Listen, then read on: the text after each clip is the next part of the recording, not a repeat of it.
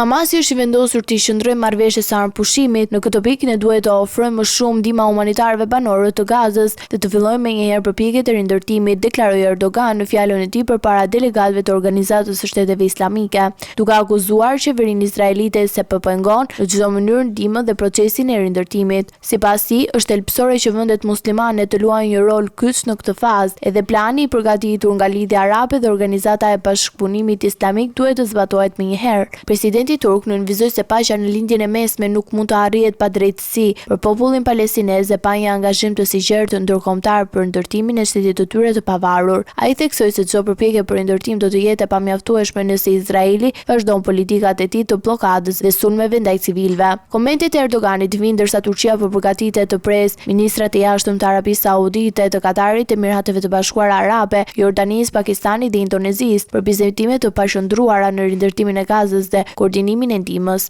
Takimi do të zhvillohet sot në një hotel në Stamboll, ndërsa pasdite pritet një konferencë për shtyp që do të shpalos hapat e parë të planit të përbashkët ekonomik dhe humanitar. Ndërkohë, armëpushimi i 10 dhjetorit të mbetet i brisht, Izraeli dhe Hamasi vijojnë të akuzojnë njëri tjetrin për shkelje të marrëveshjes. Izraeli pretendon se trupat e tij kanë vepruar vetëm në vetëmbrojtje ndaj kërcënimeve të militantëve palestinezë, ndërsa Komgul se Hamasi po e cënon armëpushimin duke mos dorëzuar trupat e pengjeve që ende mbajnë në enklav. Në terren, situata humanitare mbetet kritike në mijëra familje palestineze ende pas tre, ushqim, ndihmë bazë, ndërsa organizata ndërkombëtare paralajmërojnë se çdo vonesë në zbatimin e armëpushimit mund të rikthejë dhunën nëpër masa të reja.